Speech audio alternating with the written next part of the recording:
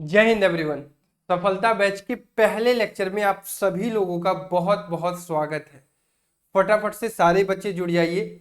आज 27 सितंबर 2021 से हम शुरुआत कर रहे हैं अपने सफलता बैच की।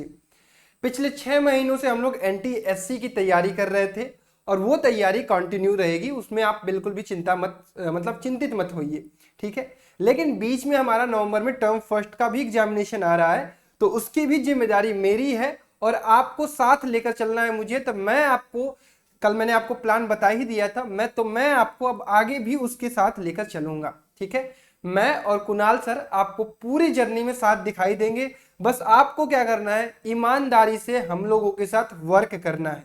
जो जो चीजें मैं कह रहा हूं, अगर आप कॉन्टिन्यूअसली उसको फॉलो करते हैं हम लोगों के साथ, मैं डेफिनेटली कह सकता हूं कि आप जो भी टारगेट कर रहे हैं, जितना भी टारगेट कर रहे हैं, you will achieve that target, ठीक है। तो फटाफट से सारे बच्चे जुड़ जाइए। डेली क्लास की यही टाइमिंग होगी, 5 बजे मैथमेटिक्स की प्रीमियर क्लासेस होंगी। जैसे ही मैं अपने ऑफिस पहुंच जाता हूं, वहां से लाइव क्लासेस चालू हो जाएंगी। तो सब कुछ वेल सेटल्ड है, प्लान सेटल्ड है।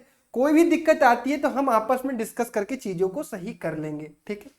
तो सफलता बैच टर्म फर्स्ट के लिए आपके लिए बनाई गई है। टर्म फर्स्ट के आज हम लोग शुरुआत करने वाले हैं chapter number first, that is real numbers. Clear है, 6 नंबर का पूछा जाने वाला है। 40 में 40 हमारा टारगेट है और वी विल अचीव दिस। बस आपको आज जितना आपके अंदर एनर्जी है, पहले दिन यही एनर्जी बरकरार रखनी होगी आखिरी 30वें दिन तक। जो जो मैं चीजें कह रहा हूं, part test, full test, revisions, sample paper, जो भी जैसे कह रहा हूं, बस उसको इंप्लीमेंट करते चलो। जैसा कह रहा हूं करते चलो। इन लास्ट तुम देखोगे कि सही सही भैया ने इस चीज को बताया था, ठीक है। सबसे पहला काम, आप टेलीग्राम ज्वाइन कर लीजिए। टेलीग्राम चैनल है हमारा रैंकर्स NTSC। क्लासेस की मैं बात बता दूं तो मोस्ट प्रोबेबली यही टाइम होगी मंडे टू सैटरडे क्लासेस की। 5 बजे आपकी मैथ्स की क्लास चलेंगी, 6 बजे आपकी साइंस की क्लास चलेंगी और 7 बजे आपकी सोशल स्टडीज की क्लास चलेंगी। लगभग 50 से 60 मिनट की एक क्लास होगी। तीनों क्लास आपके लिए ही बनाई जा रही है टर्म फर्स्ट के लिए। हर चीज की प्लेलिस्ट बना दी जाएगी। प्लेलिस्ट आपके पास हमेशा अवेलेबल रहेगी। कोई क्लास मिस हो जाती है, आप हो सकता है प्रीमियर ना कर पाओ, तो रिकॉर्डेड आराम से बैठ के उसको फॉलो कर लेना, अपना जो भी चैप्टर चल रहा है उसको फिनिश कर लेना, ठीक है। चलिए, सफलता टेस्ट सीरीज। जब मैंने आपको प्लान बताया था तो मैंने बताया था कि मैं अगले 30 दिनों में आपको कैसे कैसे काम कराने वाला हूं। तो पहले हम लोग लगभग 4 चैप्टर कंप्लीट करेंगे, उसके बाद एक पार्ट टेस्ट देंगे, ठीक है। बीच में रिवीजन भी आएगा, फिर एक पार्ट टेस्ट देंगे। फिर उसके बाद 4 चैप्टर कंप्लीट करेंगे, दूसरा पार्ट टेस्ट देंगे। फिर उसके बाद 2-3 दिन बाद फुल टेस्ट देंगे। फिर एक हफ्ते बाद फिर से फुल टेस्ट देंगे। तो ये चीज हम फॉलो करने वाले हैं मैथ के लिए, साइंस के लिए, सोशल साइंस के लिए। तो ये आपका सफलता टेस्ट सीरीज है। ये कहां अवेलेबल मिलेगा आपको? हमारे रैंकर्स लाइव ऐप पर। रैंकर्स लाइव ऐप पर। तो जितने भी बच्चे इसको ज्वाइन करते हैं उनको मेंटरशिप यानी गाइडेंस आपके टर्म फर्स्ट के एग्जामिनेशन तक बहुत ही प्रॉपर तरीके से की जाएगी। 14 टेस्ट होने वाले हैं। ये टेस्ट आपका रैंकर्स लाइव के ऐप पे अवेलेबल है, जिसकी कॉस्टिंग मात्र 149 रुपए रखी गई है, 149। अभी आज तक के लिए 27 सितंबर रात 12 बजे तक के लिए ऑफर है। रैंकर्स कूपन कोड यूज कर लीजिएगा, ये आपको 10% का डिस्काउंट मिल जाएगा। आराम से इसको यूज कर लीजिएगा और टेस्ट सीरीज परचेज कर लीजिएगा। फिर उसके बाद अपकमिंग संडे को जो भी बच्चे टेस्ट सीरीज परचेज कर चुके होंगे, आज मंडे है, अपकमिंग संडे को हम सभी बच्चों से जूम मीटिंग करेंगे। चाहे 100 बच्चे हो, चाहे 1000 बच्चे हो, चाहे 10 बच्चे हो, चाहे एक बच्चा हो, उस पर पूरी तरह से ध्यान रखा जाएगा कि उसको कैसे करनी है चीजें। अगर आपको आपकी कंडीशन ऐसी है कि आप पास नहीं हो पा रहे हो, तो उस हिसाब से मेंटरिंग की जाएगी। आपकी कंडीशन ऐसी है कि आप 40 में से 35 ला पा रहे हो और उस 5 नंबर के लिए परेशान हो, तो उसको कैसे अचीव करना है उसके लिए मेंटरिंग होगी। तो भाई प्रॉपर चीजें हमारे प्लान की गई हैं। पिछले 6 महीनों से आप लोगों ने देखा ही होगा कि कैसे मैं इस चीज को एग्जीक्यूट कर रहा हूं। बस आपका प्यार, सपोर्ट साथ बना रहना चाहिए। चीजों को अपने दोस्तों के साथ शेयर करते रहिए, क्लास में सभी बच्चों को बताइए चैनल के बारे में। शायद हर एक बच्चे को इस चीज की जानकारी होनी चाहिए, ठीक। तो without commitment you will never start. इस चीज को मैं आपको हमेशा बताता हूं कि कोई भी चीज आपको करना है, कमिट करिए सबसे पहले कि हाँ मुझे अपने इस एग्जाम में इतना स्कोर करना है। कमिट करने के बाद ऐसा नहीं कमिट करके सो गए। कमिट करने के बाद कंसिस्टेंसी मेंटेन करनी पड़ेगी। आज जो आपकी एनर्जी यहां पे है ना, यहाँ पे वो एनर्जी हमेशा इंक्रीज होनी चाहिए, कभी भी ऐसा नहीं कि डाउन आ रहे हो फिर अप जा रहे हो फिर डाउन, नहीं, ये एनर्जी हमेशा बरकरार रहनी चाहिए। अगर इंक्रीज भी नहीं कर रही, अगर यहाँ पे हो तो कम से कम कंसिस्टेंट उसी लाइन पर बने रहो, डिक्रीज नहीं करनी चाहिए। बस 30 दिन मेरे साथ वर्क कर जाओ, मैं तुम्हें यहां से यहां पहुंचाऊंगा, इस बात की मैं गारंटी लेता हूं, ठीक है। चल, without consistency you will never finish. चीजों को कंसिस्टेंटली करेंगे तो आप फिनिश भी करेंगे। और सेल्फ डिसिप्लिन, मैं कहता हूं ईमानदारी खुद से आपको अपनानी है। आप पढ़ रहे हो नहीं पढ़ रहे हो ये आपको पता है, आपके पापा को नहीं, आपके मम्मी को नहीं, आपके दोस्त को नहीं, आपके रिश्तेदार को नहीं, आपको एकदम अच्छे से पता है। तो ईमानदार आपको रहना है। सक्सेस इज नॉट ऐसा है कि इम्पॉसिबल नहीं, ठीक है। चल, तो अब हम चीजों को स्टार्ट करते हैं। बिल्कुल फोकस आपका क्लास में होगा, किसी भी प्रकार से इधर उधर की चीजें नहीं होनी चाहिए। 1 घंटे के लगभग का लेक्चर होगा, एक चैप्टर फिनिश करेंगे, कल इसका एमसीक्यू कर लेंगे, 2 दिन में रियल नंबर फिनिश। क्लियर है? चलिए, अब सबका ध्यान बोर्ड पर। ये चैप्टर हमारा होने वाला है 6 मार्क्स का। कितने मार्क्स का? 6 मार्क्स का। बहुत कैजुअल लेक्चर होने वाला है, बहुत प्यार से समझेंगे हम लोग हर चीज को। ये नहीं कि बहुत फॉर्मेटिव होने वाला है, ऐसे में बटन दबाऊंगा कोई चीज आएगी फिर उसके बाद ये अपने आप समझाने लगेगा, ऐसे एकदम कैजुअल। कहां से क्वेश्चन आएंगे, कहां से क्वेश्चन नहीं आएंगे, कौन सा चीज कटा है, कौन सा चीज पूछा जाएगा, सारी चीजें हम डिस्कस करेंगे और एकदम आराम से, आसान भाषा में, ठीक है। चलिए, हमें पूछा जाएगा यहां से प्राइम फैक्टराइजेशन, एक टॉपिक है, HCF and LCM by prime factor method, ठीक है। Fundamental theorem of arithmetic, real number, इसमें हम पढ़ेंगे कि रेशनल नंबर क्या होता है, इरेशनल नंबर क्या होता है। आखिरी टॉपिक है हमारा डेसिमल रिप्रेजेंटेशन ऑफ रेशनल या इरेशनल, जो भी है, टर्मिनेटिंग नॉन टर्मिनेटिंग, जिसमें बच्चे बहुत कंफ्यूज होते हैं उसके बारे में, ठीक है। यहां से आपके पूछे जाने हैं 6 नंबर। ध्यान में रखिएगा क्वेश्चन कहां से आते हैं अधिकतर। HCF LCM से आपको केस बेस्ड क्वेश्चन जरूर दिखाई दे सकते हैं, ठीक है। केस बेस्ड क्वेश्चन यहां से पूछे जाते हैं, तो लगभग समझ लीजिए 2 से 3 क्वेश्चन यहां से आपको मिल जाएंगे केस बेस्ड। उसके बाद फंडामेंटल थ्योरम से कभी कभी आपका एक क्वेश्चन आ सकता है कंपोजिट नंबर वाला, ठीक है। रियल नंबर आपको रेशनल इरेशनल पता होना चाहिए। डेसिमल रिप्रेजेंटेशन से गारंटीड है क्वेश्चन 1 से 2 नंबर, मतलब 2 नंबर यहां से। और प्राइम फैक्टराइजेशन से भी कभी कभी 1 नंबर का क्वेश्चन पूछा जा सकता है। तो इस प्रकार से कुछ क्वेश्चन इस टॉपिक से इस तरह से क्वेश्चन पूछे जाने हैं। चलिए, पहला टॉपिक है हमारा प्राइम फैक्टराइजेशन। फैक्टराइजेशन आपको समझ में आता है, इस वर्ड का क्या मतलब होता है? फैक्टराइजेशन मतलब किसी चीज को तोड़ना, छोटे छोटे पार्ट्स में तोड़ना। तो सबसे पहले आपको समझना होगा कि प्राइम नंबर क्या होता है, ठीक है। सबसे पहला टॉपिक ही हमारा है कि प्राइम नंबर क्या होता है। अब देखिए, डेफिनेशन की बात अलग होती है, आप बस चीजों को समझिए। समझना यह है कि कोई भी नंबर जिसके फैक्टर्स, ठीक है, वो तो फैक्टराइजेशन में हम बात करेंगे।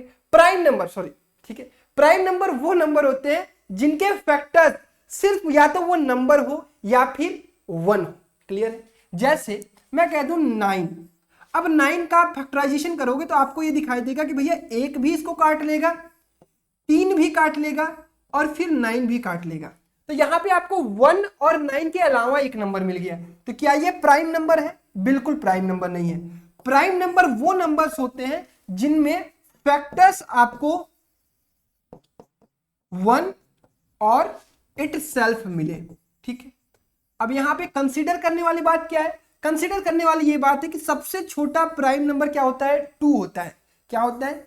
स्मॉलेस्ट, याद रखेंगे, स्मॉलेस्ट प्राइम नंबर जो होता है वो होता है 2। इसके बाद क्या आता है? That is 3। उसके बाद 5, 7, 11, 13, 17, 19, 23, 29, 31, 37, इस तरह से बढ़ते जाएंगे, इनफिनाइट नंबर तक आप पहुंच सकते हैं। पहली चीज आपको प्राइम नंबर समझ में आई। कोई भी नंबर ऐसा होना चाहिए जिसका अगर फैक्टराइजेशन करते हैं या उसको तोड़ते हैं तो उसके फैक्टर्स कौन कौन मिलने चाहिए, या तो 1 हो या तो वो खुद हो। तो 2 सबसे छोटा है, याद रखिएगा। कंफ्यूज होते हैं बच्चे कि कभी कभी 1 पर क्लिक कर देते हैं, 1 पर कभी क्लिक मत करिएगा। 2 ही सबसे छोटा प्राइम नंबर है जो इस कंडीशन को सेटिस्फाई करता है। उसके बाद आता है आपका कंपोजिट नंबर।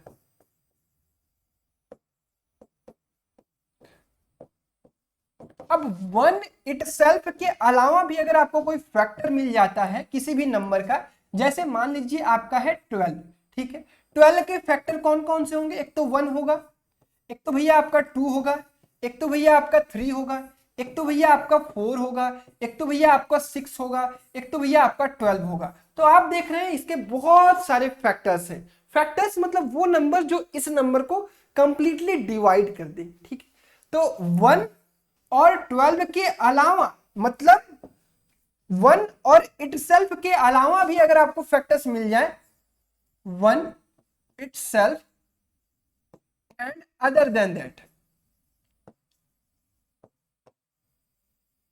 फैक्टर्स, ठीक है। देखिए कोई प्रॉपर डेफिनेशन याद करने की कोई जरूरत नहीं, आपको चीजें समझ में आनी चाहिए, आपके दिमाग में ये चीजें घुसनी चाहिए, बस घुस गई तो आपका काम हो गया, ठीक है बेटा। चलिए तो ये होता है, अगर एग्जांपल में कहूं तो सबसे छोटा कंपोजिट नंबर कौन सा है? सबसे छोटा कंपोजिट नंबर आपका होता है 4, क्लियर है। 4 के पहले 3 भी प्राइम नंबर है, 2 भी प्राइम नंबर है, 1 को ना तो हम प्राइम नंबर में कंसीडर करते हैं ना ही कंपोजिट नंबर में, ठीक है। 1 एक नॉर्मल नेचुरल नंबर है।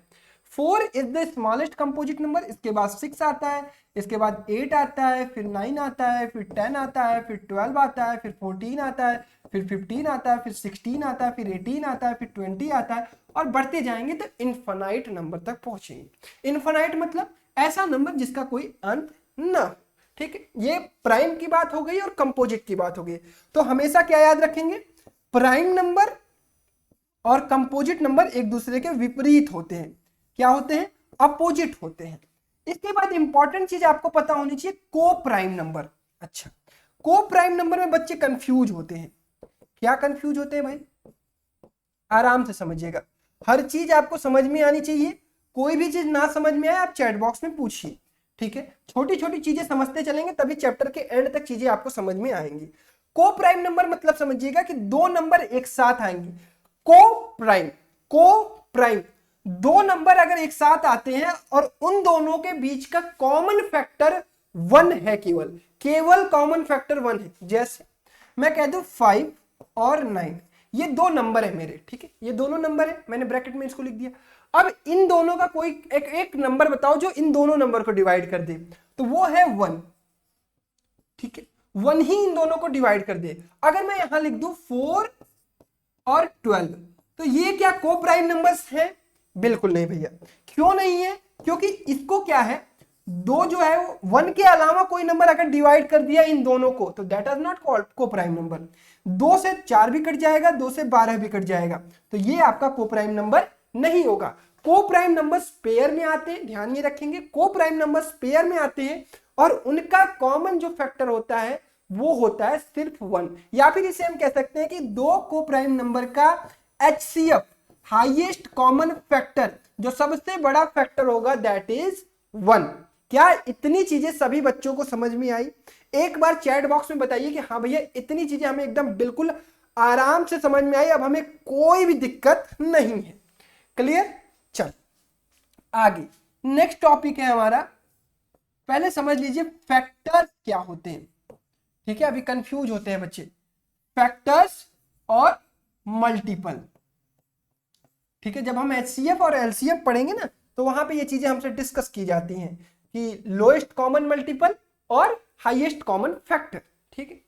अच्छा, फैक्टर्स मतलब कि कोई ऐसा नंबर जो उस नंबर को डिवाइड करता हो, जैसे 18 के फैक्टर्स क्या क्या होंगे? एक तो भैया देखो पहले 1 होगा, ठीक है, एक तो 2 होगा, एक तो 3 होगा, एक तो 4 नहीं होगा, 5 होगा, अरे 5 नहीं होगा भाई, 6 होगा, फिर क्या होगा 18 का 9 होगा, फिर क्या होगा 18 होगा। फैक्टर्स वो नंबर होते हैं जो इस नंबर को पूरी तरह से डिवाइड कर दे। क्या कर दे? पूरी तरह से डिवाइड कर दे।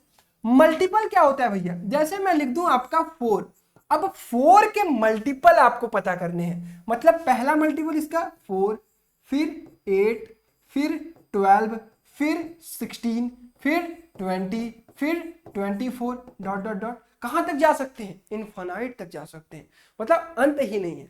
तो आपने एक चीज यहां से एक चीज समझी कि आपको मल्टीपल किसी नंबर का इनफाइनाइट मिलेगा जिसका कोई अंत नहीं है, लेकिन आपको फैक्टर्स हमेशा डिफाइंड मिलेगा कि इतने ही फैक्टर्स हो सकते हैं, इसके अलावा कोई फैक्टर्स नहीं हो सकता है। फैक्टर्स हमेशा किसी भी नंबर के छोटे नंबर्स होते हैं या तो वही नंबर तक होते हैं, और मल्टीपल हमेशा उस नंबर के बराबर या उससे ज्यादा होते हैं। इसमें कोई भी बच्चा कभी भी कंफ्यूज नहीं होना चाहिए। ठीक, चलिए अगला टॉपिक आता है हमारा फैक्टर ट्री। इसीलिए हम लोग समझ रहे थे कि ये क्या है, फैक्टर्स और मल्टीपल को हम इसीलिए समझ रहे थे। क्यों? क्योंकि यहाँ पे सवाल पूछा जाता है आपका फैक्टर ट्री पर। एक सवाल आपको एग्जाम में इस टॉपिक पर दिख सकता है। फैक्टर ट्री बहुत आसान होता है। जैसे एक मान लीजिए ये 16 है हमारा, अभी हम इसको फंडामेंटल थ्योरम में और बढ़िया से समझेंगे। 16 है, अब मैंने क्या किया, इसको तोड़ा। ठीक है, तोड़ा तो ये हो गया 2 × 8। ठीक है, अब 2 से छोटा आप 1 लिख तो 1 नहीं लिखोगे, आप प्राइम फैक्टर्स में इसको तोड़ते हैं। ठीक है, फिर उसके बाद 8 को तोड़ा, ये हो गया हमारा 2 × 4। ठीक है, अब इसके बाद हमने क्या किया, 4 को तोड़ा, 2 × 2। बस यही है इसके फैक्टर्स, ये है हमारा फैक्टर ट्री। तो ये हमारे जो लेफ्ट से मिल रहे हैं ना, यही क्या है, इसके फैक्टर्स हैं। एक ये, एक ये, एक ये और ये एक लास्ट वाला। ठीक, क्लियर है? 2 2 2 2। ठीक है, या फिर इसको और तोड़ेंगे तो इसको लिख सकते हैं 2 × 1। तो ये सारे क्या हो गए, हमारे फैक्टर्स हो गए, और इसको इस फॉर्म में दिखा दिया जाता है तो क्या कहलाता है, हमारा फैक्टर ट्री। क्लियर है? चलिए अब यहीं पर एक क्वेश्चन है, आपको एक किताब से क्वेश्चन है, वहां पे लिखा हुआ है the value of x and y in the figure. Clear है? सीबीएसई 2013 का। देखिए आप लोग परेशान मत होइएगा, आज की क्लास में हम मैक्सिमम चीजें सीखेंगे। ठीक है, और कल की क्लास में क्या करेंगे, ढेर सारे एमसीक्यू क्वेश्चन की प्रैक्टिस करेंगे। तो यहां पे है कि हमें y की वैल्यू पता करनी है, x की वैल्यू पता करनी है। तो आपको कुछ परेशान नहीं होना है, आप चाहे तो ऊपर से भी काम कर सकते हैं और नीचे से भी काम कर सकते हैं। तो यहाँ पे क्या करेंगे, 7 × 3 करेंगे तो आपको क्या हो जाएगा, मिल जाएगा x की वैल्यू। तो x की वैल्यू क्या हो जाएगी, दैट इज 21। क्यों ऐसा हमने किया, क्योंकि जब हम फैक्टर यहाँ पे कर रहे थे तो आपने देखा 4 को हमने तोड़ा 2 × 2 में, और यहाँ पे हमने क्या किया, 3 × 7 में लिखा हुआ है। तो ये 3 × 7 ये क्या हो जाएगा, 21। तो भैया ये क्या होगा, 21 × 4 × 84। तो ये क्या हो जाएगा, x की वैल्यू 21 और y की वैल्यू 84। ठीक है, ये हो गया हमारे एक फैक्टर ट्री। कोई भी आपको नंबर दे दिया जा सकता है, हो सकता है 100 दे दिया जाए। अब इसको फैक्टर ट्री में कुछ इस प्रकार से दे दिया जाए, 4, यहाँ पे आपको कोई वैल्यू ना दी जाए, फिर यहाँ पे क्या लिख दिया जाए, 5, फिर यहाँ पे क्या लिख दिया जाए, 5। अब आपसे पूछा जा रहा है कि इसकी वैल्यू क्या होगी बॉक्स में, मान लीजिए यहाँ पे y लिख दिया, तो आपको कुछ नहीं करना है, आप चाहे तो ऊपर से भी कर सकते हैं और इसको नीचे से भी कर सकते हैं। अब 4 में किससे मल्टीप्लाई करेंगे कि आपका 100 मिल जाएगा, तो आप कहोगे 25 से, और यही चीज नीचे से भी करते तो 5 में 5 का मल्टीप्लाई करते तो आपको क्या मिलता, 25 मिलता। तो इसलिए इसका आंसर क्या हो जाता, 25। तो यहां पे हम लोगों ने क्या फिनिश कर लिया, फैक्टर ट्री। क्लियर है? एक सेकेंड। अब हमारा नेक्स्ट टॉपिक है HCF और LCM by using prime factorisation method. ठीक है, आराम से इस चीज को सीखेंगे। इस टॉपिक पर आपको सवाल भी आपके एग्जाम में मिलेंगे और कल हम लोग ढेर सारे इस पर सवाल भी करेंगे। आज आपका काम क्या है, इस टॉपिक को समझना। HCF मतलब क्या होता है, हाईएस्ट कॉमन फैक्टर। LCM मतलब क्या होता है, लोएस्ट कॉमन मल्टीपल। ठीक है, कोई गलती होगी तो चीजों को बता दिया करिए। ठीक है बेटा, चलिए। तो आपको क्या किया जाएगा, आपको 2 नंबर दिए जाएंगे और उन दोनों नंबर का आपको क्या निकालना होगा, एलसीएम निकालना होगा या एचसीएफ निकालना होगा। तो प्राइम फैक्टराइजेशन मेथड से करते कैसे हैं, जैसे मैंने आपको नंबर दे दिया 12 और दे दिया मान लीजिए 16। ठीक, ये 2 नंबर है, इसका आपको पहले निकालना है एलसीएम। तो एलसीएम कहता है कि लोएस्ट कॉमन मल्टीपल, इन दोनों नंबर का मल्टीपल लिखिए और ऐसा जो सबसे छोटा या सबसे पहले आपको जो मल्टीपल मिल जाए वही क्या हो जाएगा, मेरा एलसीएम। तो 12 का अगर आप मल्टीपल लिखेंगे तो हो जाएगा 12, 24, 36, 48, 60, ऐसे बढ़ता जाएगा। इसी तरह 16 का लिखेंगे तो 16, 32, 48, 64।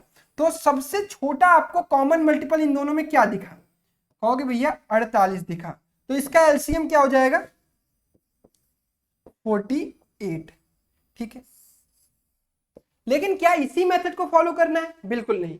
अब आपको सीखना है प्राइम फैक्टराइजेशन मेथड। मतलब आपको फैक्टर्स लिखने हैं, लेकिन प्राइम फैक्टर्स। अब जैसे 12 का प्राइम फैक्टराइजेशन करेंगे तो कैसे करेंगे, 2 इंटू 2 इंटू 2 इंटू 3। अब जैसे ये छोटा नंबर था तो आपने आसानी से कर लिया, 2 दूना 4 दूना 8, सॉरी, या 2 इंटू 2 इंटू 3। लेकिन जब बड़ा नंबर आता है तो हम लोगों को दिक्कत होती है। ऐसी कंडीशन में क्या करेंगे, वो आपने बचपन में सीखा है ना, ऐसे जैसे 120 मैं आपको दे दूं तो आप क्या करते हैं, पहले 2 स्टार्ट, जब तक हमेशा प्राइम फैक्टर से ही इसको डिवाइड करते हैं। तो ये हो जाएगा 2, फिर ये 30, फिर 2, फिर 15, फिर 3, फिर 5, फिर 5, फिर 1। ये क्या है, इसके प्राइम फैक्टर। प्राइम फैक्टर ही क्यों लेते हैं, क्योंकि ये नंबर्स क्या है, प्राइम नंबर होंगे तो वही नंबर इस नंबर को डिवाइड करेंगे। और अगर आप यहाँ पे 4 लिखते तो आपको एलसीएम और एचसीएफ निकालने में दिक्कत होती। ठीक है, इसी तरह हम क्या करेंगे, 16 का लिखेंगे। अब 16 का क्या हो जाएगा, 2 इंटू 2 इंटू 2 इंटू 2, 2 दूना 4 दूना 8 दूना 16। अब एलसीएम और एचसीएफ निकालेंगे कैसे, ठीक है। एलसीएम का नियम क्या कहता है कि आपको सबसे पहले क्या करना है, एलसीएम निकालना है। ठीक, आपको क्या करना है, जितने नंबर्स आपको अलग अलग प्राइम नंबर्स दिख रहे हैं उनको लिख लीजिए। जैसे आपको दिख रहा है 2 और एक प्राइम नंबर दिख रहा है 3। अब आपको क्या करना है, अगर इसको आप पावर्स के फॉर्म में लिखते हैं तो 2 का स्क्वायर इंटू 3 के पावर 1 लिखते हैं, इसको लिखते हैं 2 के पावर 4। अब आपको क्या करना है कि इसका मैक्सिमम पावर, मतलब 2 का मैक्सिमम पावर इन दोनों में क्या है, 2 का मैक्सिमम पावर है 4, ठीक है। 3 का मैक्सिमम पावर क्या है इन दोनों में, कहोगे 1। यही इसका क्या हो जाएगा, एलसीएम। 2 दूना 4 दूना 8 दूना 16 त्याए 48, ठीक है। अभी आपको जो जिन बच्चों को पहली बार जो देख रहे होंगे शायद उन्हें दिक्कत हो रही होगी, लेकिन जो देख चुके उन्हें आसान लग रहा होगा। अब इसी तरह एचसीएफ आपका निकालना है। एचसीएफ क्या कहता है कि अगर ये दो नंबर्स हैं आपके, तो आपको क्या करना है, इन दोनों में से जो कॉमन मिले, जैसे फैक्टर्स, अब यहाँ पे 2 कॉमन दोनों में दिख रहा है, 3 दोनों में कॉमन दिख रहा है क्या, नहीं, तो कॉमन नंबर्स लिखिए पहले, 2 और 3 दिख रहा है, नहीं। अब 2 की मिनिमम पावर कितनी कॉमन है, 2 का स्क्वायर, यहाँ पे 2 के पावर 4 है तो 2 का स्क्वायर ही कॉमन है, तो 2 का स्क्वायर ही इसका क्या हो जाएगा, एचसीएफ। तो इसका एचसीएफ क्या हो जाएगा, 4। मतलब 4 एक ऐसी संख्या है, 4 ही एक ऐसा फैक्टर है कॉमन जो इन दोनों नंबर को डिवाइड कर दे। उससे छोटा भी हो सकता है, 2 हो सकता है, 1 भी हो सकता है, लेकिन हमें क्या चाहिए होता है, हाईएस्ट कॉमन फैक्टर। नाम में ही सब कुछ है, हाईएस्ट कॉमन फैक्टर, ठीक है। तो आपको ये चीज समझ में आई कि एलसीएम और एचसीएफ निकालना कैसे है। अब बच्चे फंसते कहां हैं, अभी हम वर्ड प्रॉब्लम में फंसते हैं, ठीक है। लेकिन उससे पहले मैं आपको एक नियम बता दूं कि अगर आपको कभी भी 2 नंबर मिल जाए, 2 नंबर्स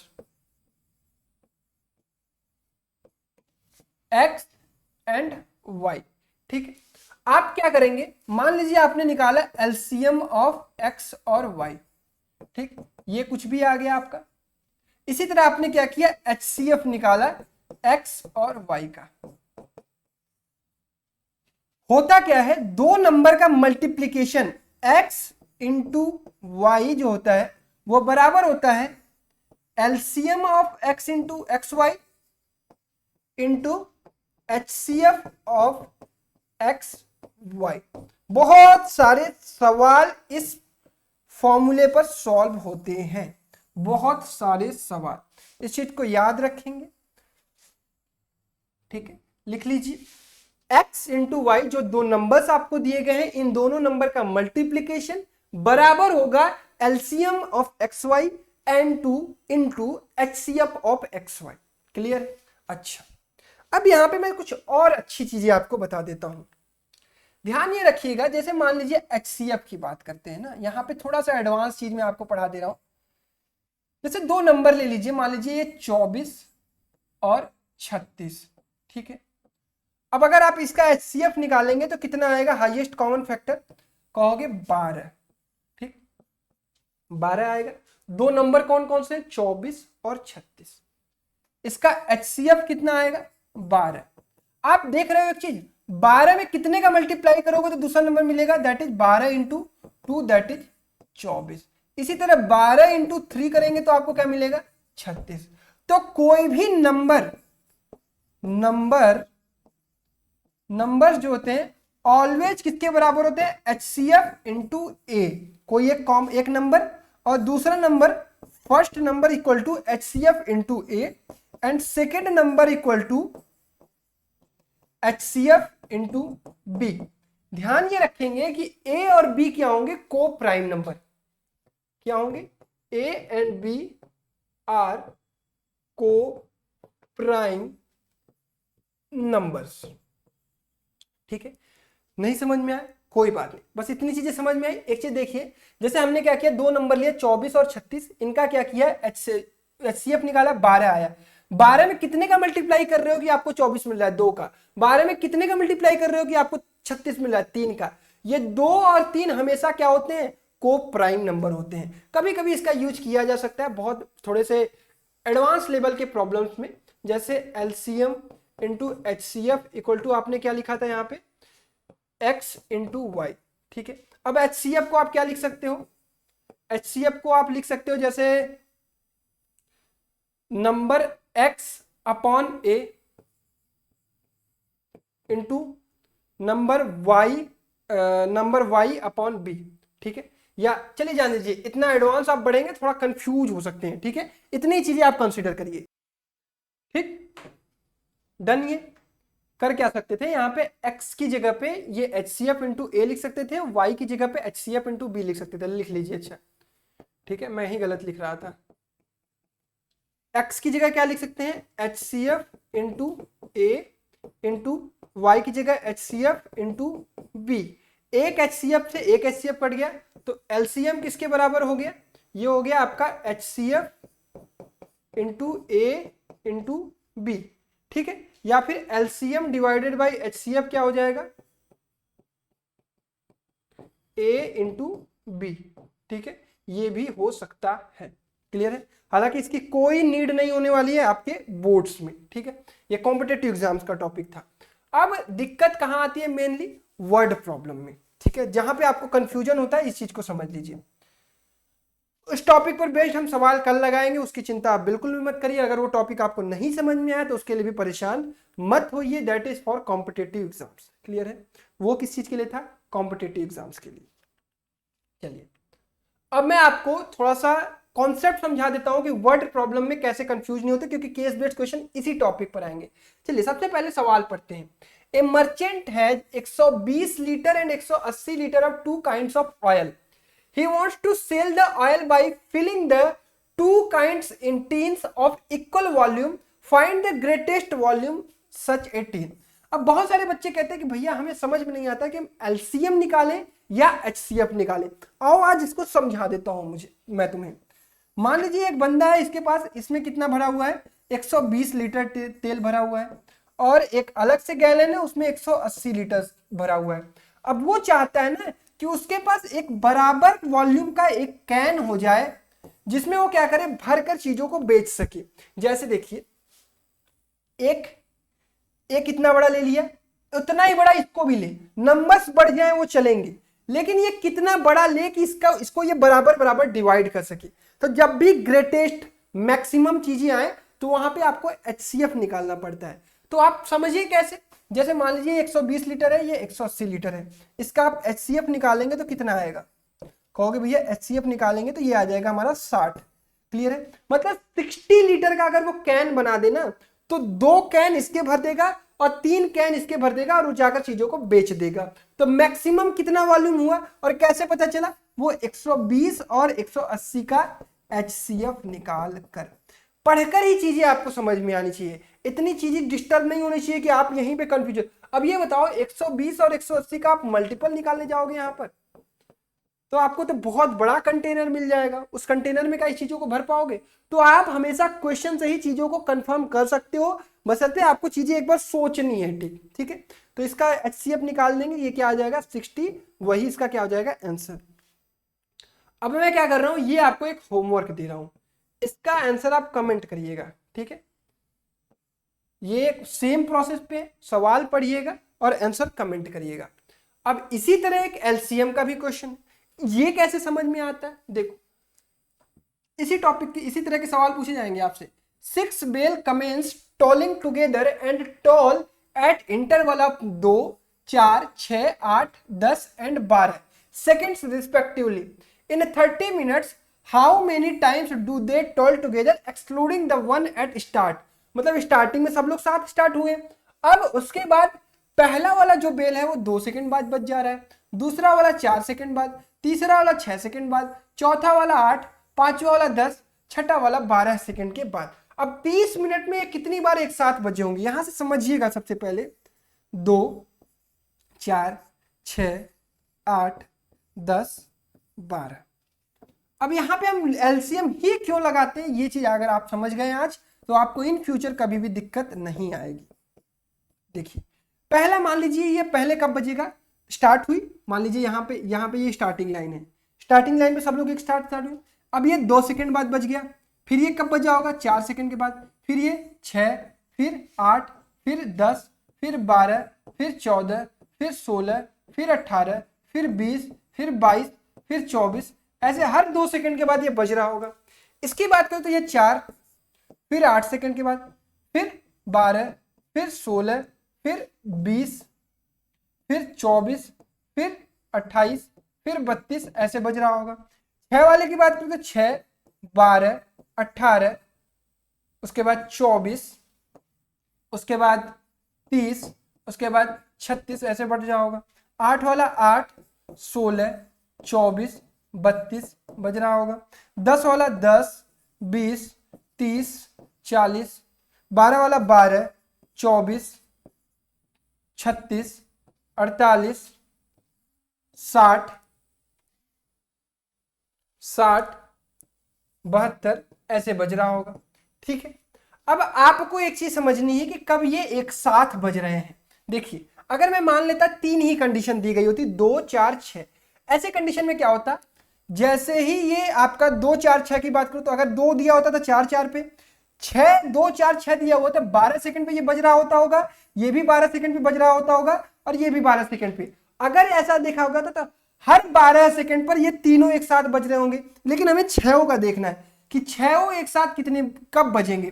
तो अगर मैं नीचे देखूं तो 12, 24, 10, 20, 40, 50, 60, मतलब 60 पे क्या 8 वाले में 60 आएगा, 32, 4, 36, अरे 8, एक सेकेंड, 8, 5, 40, 8, 6, 48, 8, 7, 56, अभी और आगे जाएगा। ठीक है, 6 वाले में देखेंगे तो 6 में भी बहुत आगे जाएगा, 4 में भी बहुत देखेंगे तो बहुत आगे जाएगा। तो ऐसी कंडीशन में आपको क्या निकालना पड़ेगा, ये देखकर आपको क्या देखने को मिला कि आप मल्टीपल निकाल रहे हैं और सबसे छोटा कॉमन मल्टीपल आप खोज रहे हैं। क्या ये चीज समझ में आई सबको? हम क्या खोज रहे हैं कि 6 की 6 में सबसे छोटा कॉमन मल्टीपल मिल जाए। तो आप इसको बहुत लंबे तक लिखेंगे तो बहुत परेशान हो जाएंगे। तो इसका तरीका क्या है, आराम से आप एलसीएम ले लीजिए, 2, 4, 6, 8, 10, 12। एलसीएम ऐसे लिखा लेते हैं ना, बचपन में सिखाया गया है कि नहीं भाई? 2, 1, 2 दूना 4, 3 6, 2 चौके 8, 2 पचे 10, 2 छक्के 12। ठीक, फिर 2, 1, 1, 3, 2, 5, 3 6, फिर उसके बाद 2, 1, 1, 3, 1, 5, 3, फिर उसके बाद 3, 1, 1, 1, 1, 5, 1, फिर उसके बाद क्या करते हैं 5, 1, 1, 1, 1, 1। अब यही है आपका एलसीएम, 2 दूना 4 दूना 8, 24, 25, 120। मतलब आप देख पा रहे हैं कि सभी की सभी घंटियां जो है वो 120वें सेकंड में एक साथ बजेंगी, 120वें सेकंड में वो एक साथ बजेंगी। स्टार्ट एक साथ हुई थी उसको कंसीडर नहीं करना है, 120 सेकंड पर एक साथ बजेंगी, फिर अगले 120 सेकंड पर, फिर अगले 120 सेकंड पर, मतलब कितने कितने मिनट बाद बज रही है, 2-2 मिनट के बाद, हर दूसरे मिनट पर ये बज रही है। टोटल आपको कंसीडर कितना करना था, 30 मिनट। टोटल आपका 30 मिनट था, हर 2 मिनट बाद ये बज रही है, तो एक साथ ये कितनी बार बजेंगी, 15 बार। ठीक है, क्या ये चीज समझ में आई सभी बच्चों को? आज जो आपको चीजें रटाई जाती थी कि ये आपको एलसीएम ले लेना है, यहाँ एचसीएफ लेना है, क्या आपको कॉन्सेप्ट समझ में आया कि ऐसा क्यों करते हैं?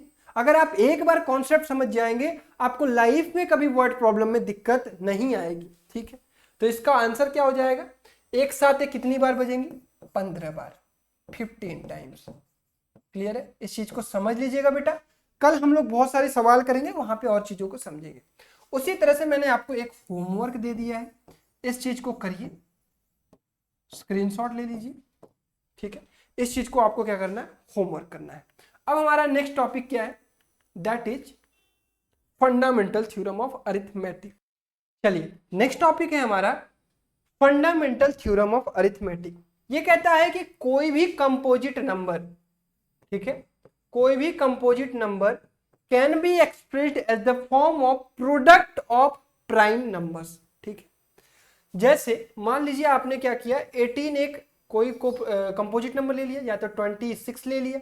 अब इसको आप क्या कर सकते हैं, इसको product of the prime number के फॉर्म में एक्सप्रेस कर सकते हैं। कैसे, 2 इंटू 13, ठीक है। इसी तरह मान लीजिए आपने ले लिया 400, ठीक है। अब इस 400 को आप क्या कर सकते थे, 2 इंटू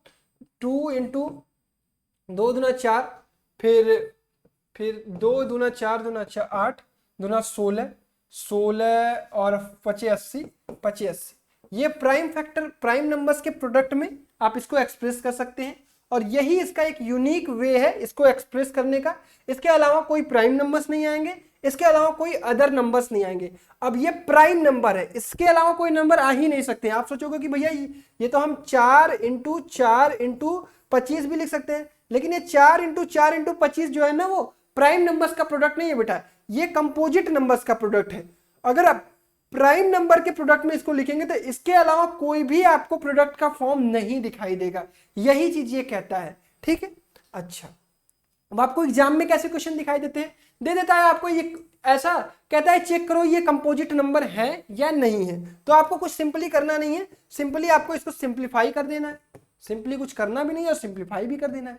7 एकम 7, 7 एकम 7 इंटू 13, फिर उसके बाद ये प्लस 13 है, तो आप यहीं से देख सकते हो 13 कॉमन ले लोगे तो ये हो जाएगा 77 प्लस 1 दैट इज 78, 13 इंटू 78 हो गया।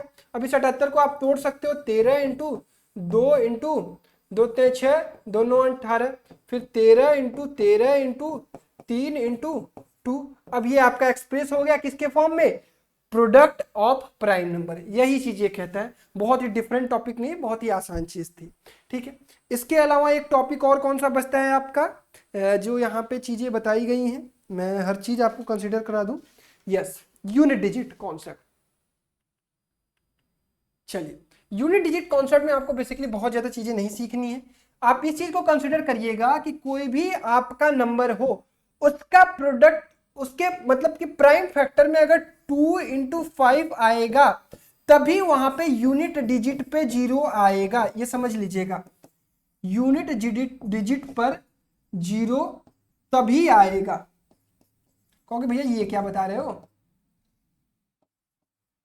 तभी आएगा, मतलब कहने का ये है कि अगर मैं जैसे कह दूं कि 20 का अगर आप प्राइम फैक्टर देखोगे तो ये हो जाता है 2 इंटू 5। अब देख रहे हो इसमें 2 इंटू 5 आ रहा है। अगर मैं यहीं पे कहूं कि 6 के पावर n ये है, क्या ये कभी 2 एंड में 0 आएगा, बिल्कुल नहीं। क्यों नहीं आएगा, 6 के पावर n का मल्टीपल फैक्टर क्या होगा, 2 इंटू 3 की होल पावर n। अब यही चीज रिपीट करेगी, मतलब क्या रिपीट करेगी, 2 के पावर n इंटू 3 के पावर n रिपीट करेगी। कहीं भी आपको इसके फैक्टर्स में 5 का मतलब 5 नहीं दिखेगा, तो हमेशा 2 इंटू 5 का मल्टीप्लाई होगा तभी एंड में 0 आएगा। इस कॉन्सेप्ट को समझिए आप कि यहां पे इस चीज को मान लीजिए हमने क्या लिख दिया, 6 के पावर 4, तो ये क्या हो सकता था, 2 के पावर 4 इंटू 3 के पावर 4। कहीं से इसमें 5 आएगा, और अगर कहीं से 5 नहीं आ रहा है तो आप ये कंसिडर कर लीजिएगा कि कभी भी यूनिट डिजिट पर 0 नहीं आएगा। यही एक इंपॉर्टेंट टॉपिक था इसका, ठीक। उससे पहले एक टॉपिक और बच रहा है आपका, कि हाँ, कि कोई भी नंबर किसी भी नंबर को डिवाइड करता है, कोई भी प्राइम नंबर किसी, जैसे let p be a prime number,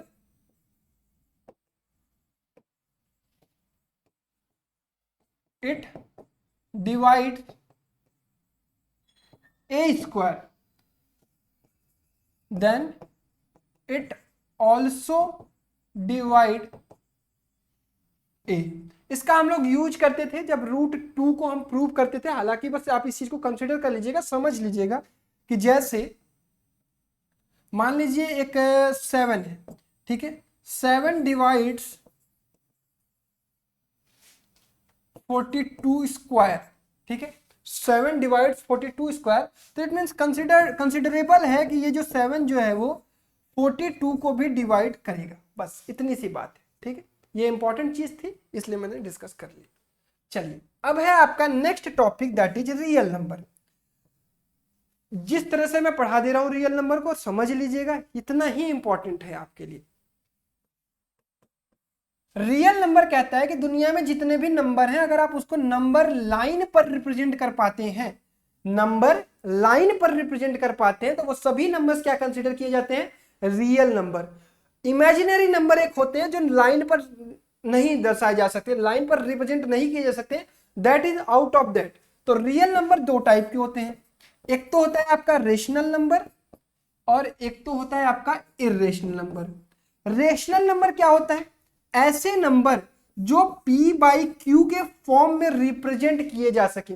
कोई भी ऐसा नंबर जिसको आप p बाई क्यू, मतलब ऊपर p, ऊपर न्यूमरेटर और नीचे डिनोमिनेटर के फॉर्म में रिप्रेजेंट कर ले बस, तो आप समझ लीजिए वो क्या है, एक रेशनल नंबर है, जहां पर p and q should be integers, ठीक है। एग्जाम्पल्स की मैं बात करूं तो ये हो जाएगा आपका -4/19, 16/18, 40, 47, 42, -1, 0, ये सभी क्या है, आपके रेशनल नंबर है। क्यों रेशनल नंबर है, ये p बाई क्यू के फॉर्म में है। p और q क्या है, आपके इंटीजर्स हैं। एक इंपॉर्टेंट चीज, कभी भी q जो है वो नीचे जो होना चाहिए वो 0 नहीं होना चाहिए। q is not equal to 0। ऐसा क्यों कहा जाता है, क्योंकि अगर ये q 0 हो जाएगा तो ये p बाई क्यू क्या हो जाएगा, अनडिफाइंड है, ठीक है, नॉट डिफाइंड इसे कहते हैं, ठीक है, ये नॉट डिफाइंड, ठीक, इसकी वैल्यू इनफाइनाइट आने लगेगी। क्लियर है। तो ऐसे केस में जब p बाई क्यू के फॉर्म में हो, p और q क्या होने चाहिए, इंटीजर्स होने चाहिए। इंटीजर्स आपको पता होने चाहिए, सभी नेगेटिव नंबर्स, सभी पॉजिटिव नंबर्स और 0 क्या कहलाते हैं, इंटीजर। इसी तरह से आपका इर्रेशनल नंबर होता है। इर्रेशनल नंबर क्या होता है, ऐसे नंबर्स जो p बाई क्यू के फॉर्म में रिप्रेजेंट नहीं किए जा सके, q is not equal to 0, उसको आप p बाई क्यू के फॉर्म में रिप्रेजेंट ना कर पाए, वो नंबर्स आपके क्या कहलाते हैं, इर्रेशनल नंबर। इर्रेशनल नंबर का आप एग्जांपल समझ लीजिए। एग्जांपल्स इसका आप सबसे, एक सेकेंड, एग्जाम्पल्स इसका होता है जो परफेक्ट, जो नंबर परफेक्ट स्क्वायर नहीं होते उनका रूट, जैसे √2, √3, √5, √7, √11 dot dot dot, cube root of 4, cube root of 2, cube root of 3, इसी तरह क्यूब रूट ऑफ या nth रूट ऑफ, मान लीजिए 7th रूट ऑफ 9, ये सब क्या है, आपके इर्रेशनल नंबर है। इसी तरह से ऐसे नंबर जो डेसिमल के फॉर्म में भी लिखे हों, लेकिन वो क्या होने चाहिए, नॉन रिपीटिंग, इसको आगे हम डेसिमल एक्सपेंशन में कवर कर लेंगे, जैसे 1.0100100001 डॉट डॉट डॉट, ये क्या है, ये एक इर्रेशनल नंबर है, क्योंकि आप इसको ना p बाई क्यू के फॉर्म में रिप्रेजेंट नहीं कर सकते। ऐसे नंबर्स जो p बाई क्यू के फॉर्म में रिप्रेजेंट नहीं किए जा सकते, that are called irrational number. Decimal के बाद इनमें कोई रिपीटेशन नहीं दिखाई दे रहा है, ये डेसिमल के बाद एकदम अनऑर्डर मतलब पैटर्न में दिखाई दे रहे हैं, कोई ऑर्डर नहीं दिखाई दे रहा है, that is called irrational number. Clear है। अच्छा, इसके बाद सबसे बड़ा विवाद आता है पाई पर। पाई अगर सिंपली आपसे पूछा जाए तो आप क्या कहेंगे, इर्रेशनल नंबर, ठीक। लेकिन अगर आपसे 22/7 को पूछा जाए तो आप क्या कहेंगे, ये रेशनल नंबर है, क्योंकि ये 22/7 हमने क्या किया, इमेजिन किया एक ऐसी वैल्यू जो पाई के बराबर होती है। ये एग्जैक्ट 22/7 वैल्यू नहीं है, क्योंकि अगर आप पाई की वैल्यू देखेंगे तो वो बहुत डेसिमल में 3.145827 बहुत आगे तक जाता है, ठीक है। लेकिन 22/7 क्या है, ये एक रेशनल नंबर है, ये हमने कंसीडर किया है ताकि हम क्वेश्चंस को सॉल्व कर सके। तो रेशनल और इर्रेशनल नंबर समझ में आया, यही सभी नंबर मिला के क्या कहलाते हैं, आपके रियल नंबर, ठीक है। इतना मेन इंपॉर्टेंट चीज था आपको रेशनल और इरेशनल को समझना। इसके बाद आता है दो रेशनल नंबर को आप सम करेंगे, हमेशा आपको क्या मिलेगा, रेशनल नंबर। आप करके देखिए, दो रेशनल नंबर को आप सब्ट्रैक्ट करेंगे आपको हमेशा क्या मिलेगा, रेशनल नंबर। दो रेशनल नंबर को आप मल्टीप्लाई करेंगे तो आपको क्या मिलेगा, रेशनल नंबर। दो रेशनल नंबर को आप डिवाइड करेंगे तो आपको क्वोशिएंट क्या मिलेगा, क्वोशिएंट क्या मिलेगा, हमेशा रेशनल नंबर। अब इसके बाद अब बात आती है इर्रेशनल नंबर की। एक रेशनल नंबर में अगर आप एक इर्रेशनल नंबर ऐड करते हैं हमेशा आपको क्या मिलेगा, इर्रेशनल नंबर। जैसे 3 प्लस रूट 5 करेंगे तो ये क्या है, ये एक इर्रेशनल नंबर है। ठीक, इसी तरह रेशनल नंबर में आप अगर एक इर्रेशनल नंबर सब्सट्रैक्ट करते हैं तो आपको क्या मिलता है, इर्रेशनल नंबर। जैसे 4 माइनस रूट 7, ये क्या है, एक इर्रेशनल नंबर है। इसी तरह रेशनल नंबर में एक इर्रेशनल नंबर का मल्टीप्लाई करते हैं तो आपको क्या मिलता है, इर्रेशनल नंबर। जैसे 7 रूट 5 या 7/9 रूट 5, ये क्या है, इर्रेशनल नंबर। इसी तरह एक रेशनल नंबर को इर्रेशनल नंबर से डिवाइड करते हैं तो आपको क्या मिलता है, हमेशा क्या मिलता है, इर्रेशनल नंबर। जैसे 7, इसको लिख लीजिए पहले, इर्रेशनल नंबर मिलता है। जैसे 7/√3, ये क्या है, 7√3/3, ये एक इर्रेशनल नंबर है। ठीक है, ये इंपॉर्टेंट चीज है। अब मेन फंसते बच्चे क्या है, इर्रेशनल नंबर को इर्रेशनल नंबर के साथ में काम करते वक्त, ठीक है, अरिथमेटिक इस पर लगाते वक्त। देखिए, जैसे मान लीजिए आपका कोई नंबर मैंने ले लिया 4 प्लस रूट 5, ये क्या है, एक इर्रेशनल नंबर है। इसको मैंने ऐड किया किससे, 4 माइनस रूट 5 से, ये भी एक इर्रेशनल नंबर है। लेकिन जैसे ही मैंने इसको ऐड किया तो ये क्या मिल गया हमें, 8, एक रेशनल नंबर। लेकिन अगर मैं यहीं पे कंसीडर कर लूं 4 प्लस रूट 5 एक इर्रेशनल नंबर है और इसमें मैं ऐड कर दूं रूट 7 और हमें क्या आंसर मिलेगा, 4 प्लस रूट 5 प्लस रूट 7, ये क्या मिला, एक इर्रेशनल नंबर। अरे सॉरी, ऊपर रेशनल नंबर मिला, नीचे इर्रेशनल नंबर मिला। मतलब क्या है कहने का, मतलब ये है भैया कि अगर आप इर्रेशनल नंबर को इर्रेशनल नंबर के साथ सम या सब्ट्रैक्ट करते हैं तो इट इज नॉट डिफाइंड कि आपको क्या मिलने वाला है। ठीक है, आपको रेशनल भी मिल सकता है, नॉट श्योर। ठीक है, इसी तरह इर्रेशनल नंबर को इर्रेशनल नंबर से मल्टीप्लाई करेंगे तो आपको नॉट श्योर। क्यों ऐसा मैं कह रहा हूं, मान लीजिए आपने रूट 2 को रूट 3 से मल्टीप्लाई किया तो ये आपको मिल गया root 6, that is irrational number. लेकिन आपने रूट 2 को रूट 2 से मल्टीप्लाई किया, आपको 2 मिल गया, दैट इज रेशनल नंबर। इसलिए ये श्योर नहीं है कि आपको इर्रेशनल नंबर को इर्रेशनल नंबर के साथ सम या सब्ट्रैक्ट करने पर क्या मिलेगा, इर्रेशनल नंबर को इर्रेशनल नंबर के साथ मल्टीप्लाई करने पर क्या मिलेगा। सिमिलरली इर्रेशनल नंबर को इर्रेशनल नंबर से डिवाइड करने पर जो क्वोशिएंट होगा वो कभी कभी आपको रेशनल नंबर मिल सकता है या फिर इर्रेशनल नंबर। तो यहां पे भी क्या होता है, नॉट श्योर। क्लियर है, समझ में आई चीजें, डन। जैसे रूट 5 को आपने रूट 5 से डिवाइड किया तो आपको 1 मिल गया, लेकिन अगर आप रूट 5 को रूट 2 से डिवाइड करेंगे तो आपको क्या मिलेगा, रूट 10/2। ठीक है, ये चीज मिलेगा। तो that is irrational number and that is rational number. तो यहां तक हम लोगों ने रेशनल और इर्रेशनल के बहुत अच्छे तरीके से कॉन्सेप्ट को सीख लिया है। किसी भी तरह से रूट 2 रूट 3 की सबका आपको प्रूव नहीं पढ़ना है। अब आपको लास्ट टॉपिक क्या पढ़ना है, डेसिमल एक्सपेंशन। ठीक है, हाँ, अब यहां से चलिए पढ़ लेते हैं डेसिमल एक्सपेंशन। 3 थ्योरम एनसीईआरटी में दिए गए, एक ही चीज मैं बताऊंगा, उससे आपको सारी चीजें समझ में आ जाएंगी। ठीक है, कल फिर हम लोग ढेर सारे सवाल करेंगे और सारी चीजें डिस्कस करेंगे। डेसिमल एक्सपेंशन, जब भी आपको नंबर p/q के फॉर्म में दिखेगा तो आपको डायरेक्टली कह दोगे रेशनल नंबर है। क्लियर है, p/q के फॉर्म में तो वो रेशनल नंबर है।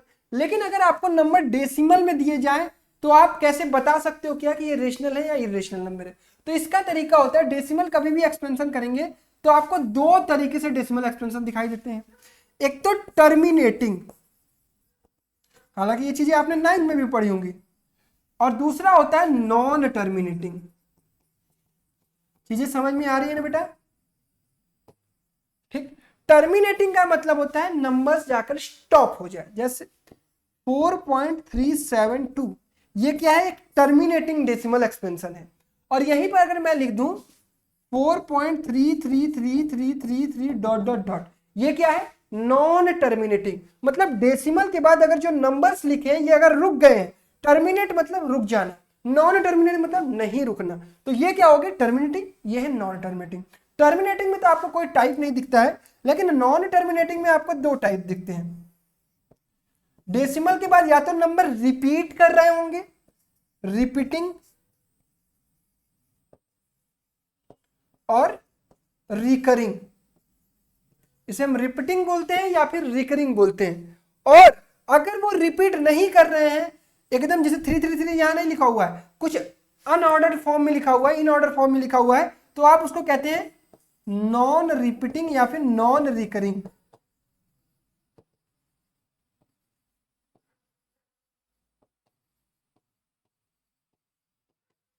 ठीक, एक मिला आपको क्या, डेसिमल एक्सपेंशन किसी भी चीज का करेंगे तो आपको टर्मिनेटिंग मिल सकता है या फिर नॉन टर्मिनेटिंग मिल सकता है। नॉन टर्मिनेटिंग में आपका रिपीटिंग मिल सकता है, ये क्या है, आपका रिपीटिंग है, 4.333333 रिपीटिंग है। नॉन टर्मिनेटिंग कैसे मिलेगा आपको, जैसे मैं लिख दूं 1.00123400123 dot dot dot, that is different. 00123, हालांकि मैं इसको रिपीटिंग ही दिखा दिया, यहां पे मान लीजिए 0 लिख दिया, वो 0 लिख दिया, तो ये आपका ऑर्डर सेम नहीं मिल रहा है, पॉइंट के बाद डिफरेंट मिल रहा है, फिर डॉट डॉट डॉट लगा दिया, तो ये क्या है, नॉन रिपीटिंग, नॉन टर्मिनेटिंग। अब इससे देखकर क्या आप रेशनल और इरेशनल पहचान सकते हैं, बिल्कुल, ये वाले नंबर्स हमेशा रेशनल नंबर होते हैं, ये वाले नंबर्स भी आपके हमेशा क्या होते हैं, रेशनल नंबर होते हैं, और ये वाले नंबर हमेशा क्या होते हैं, इररेशनल नंबर होते हैं। क्लियर है, इतनी चीजें समझ में आई प्यारे बच्चों, बढ़िया से।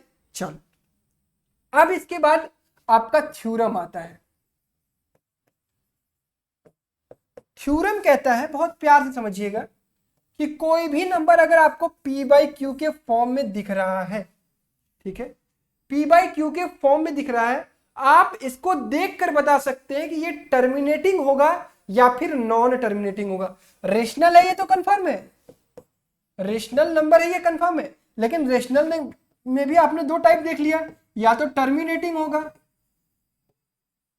या फिर नॉन टर्मिनेटिंग होगा। अब ये लेकिन देख के क्या आप बता सकते हैं, बिल्कुल बता सकते हैं। आपको सबसे पहले क्या करना होगा, स्टेप लिख लीजिए। स्टेप 1 कहता है p बाई क्यू में p and q should be को प्राइम नंबर्स, या आसान भाषा में लिख लीजिए p बाई क्यू अपने सिंपलेस्ट फॉर्म में होगा, मतलब अब ये फर्दर सिंप्लीफाई नहीं हो पाएगा।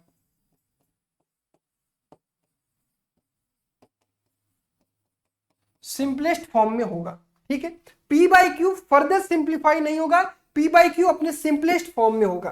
अच्छा, अब उसके बाद आपको क्या करना है, q अगर आपका 2 के पावर n इंटू 5 के पावर m के फॉर्म में दिख रहा है, अगर q आपका 2 के पावर n इंटू 5 के पावर m के फॉर्म में दिख रहा है, देन इट विल टर्मिनेटिंग, क्या है, terminating, where n and m are non negative, negative नहीं हो सकते हैं बस, इंटीजर्स। n और m क्या है, नॉन निगेटिव इंटीजर्स, ठीक है। अब इस चीज को जब तक आप एग्जांपल से नहीं समझेंगे तब तक नहीं समझ में आएगा। जैसे मान लीजिए मैंने लिख दिया 1/8, ठीक है, अब हमें क्या करना है, ये p बाई क्यू है, देख के बताना है कि ये क्या रिपीटिंग होगा, अरे टर्मिनेटिंग होगा या नॉन टर्मिनेटिंग में रिपीटिंग वाला होगा। तो आपको क्या करना है, कुछ नहीं, आप पहले देखेंगे कि 1 और 8 क्या है, क्या कट रहे हैं, नहीं कट रहे हैं। अगर मैं यहीं पे अगर इसको लिख देता 2/8, तो सबसे पहले आप क्या करते हैं, इसको सिंप्लीफाई करते हैं, इसको लिखते हैं 1/4। अब इसके बाद क्या करते हैं, q इक्वल टू 4 है, अब इसको आप लिख सकते थे 2 के पावर 2, बस। अब ये 2 के पावर 2 है, आपने क्या सीखा है, 2 के पावर n इंटू 5 के पावर m, तो ये 2 के पावर 2 है, मतलब 5 के पावर कितना है, 0 है, 5 के पावर 0 की वैल्यू क्या होती है दोस्त, 1 होती है। क्लियर है। 2 के पावर 2 और 5 के पावर 0, तो ये किस फॉर्म में आपको दिख रहा है, 2 के पावर n इंटू 5 के पावर m, तो ये क्या होगा, एक टर्मिनेटिंग रेशनल नंबर होगा।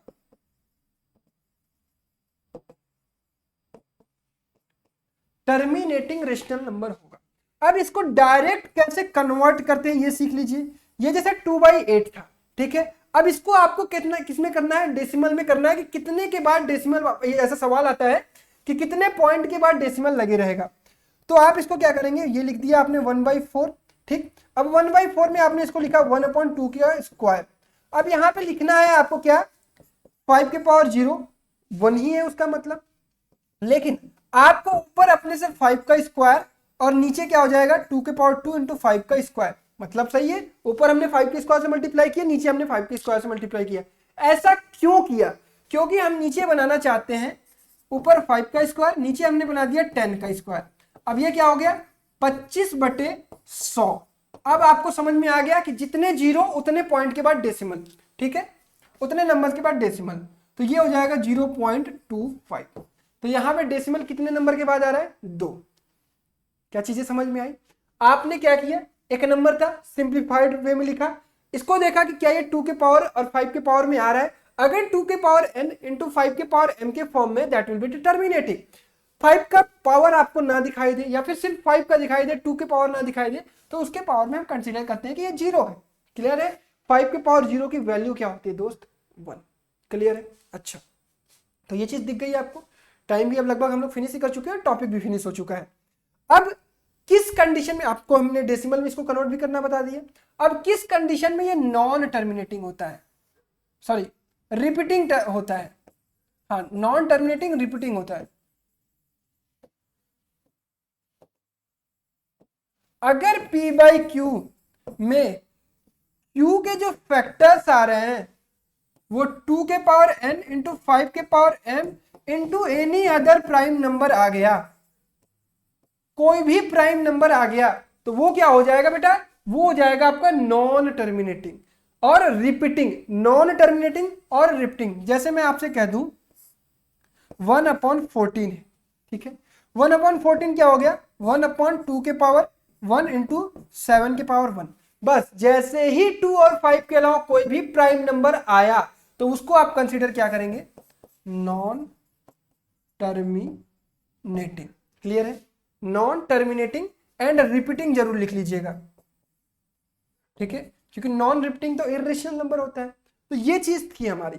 अब कभी कभी क्या होता है एग्जाम में आपको सीधा डायरेक्ट ऐसे दे दिया जाता है कि 1 ऐसे दे दिया जाएगा 4 रुक जाइए 28/2 के पावर 2 इंटू 7 के पावर 1 इंटू 5 के पावर 2। क्या बताइए ये आपका टर्मिनेटिंग होगा या नॉन टर्मिनेटिंग होगा। तो बच्चे क्या करते हैं, सीधा 7 देखते हैं और सीधा नॉन टर्मिनेटिंग पर क्लिक कर देते हैं, रिपीटिंग वाले पर। लेकिन ध्यान ये रखेंगे कि ये हमेशा सिंप्लीफाइड फॉर्म में आप चेक करेंगे। अभी यहाँ पे चीजें कटती हैं, जैसे यहाँ 7 से काटा तो ये 7 चौक 28, अब इसको काटेंगे तो 4 से ये 4, ये क्या है 1/25। अब ये 1/5 का स्क्वायर है बेटा, ये क्या होगा आपका टर्मिनेटिंग।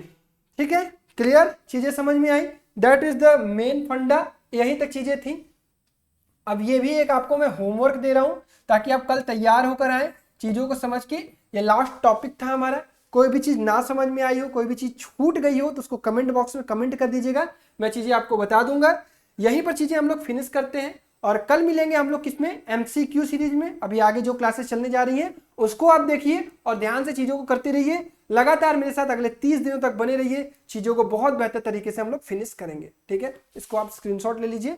कल हम लोग सवाल लगाने वाले हैं, बहुत सारे सवाल, देखिए ये सब सवाल। ठीक है बेटा, चलिए इसकी DPP क्या है, आपको PDF फॉर्म में DPP मिल जाएगी। जो किताब अवेलेबल है मार्केट में उनकी DPP में बना के आपको दे दूंगा, ताकि अगर आपके पास किताब नहीं है तो वहां से प्रैक्टिस कर सके।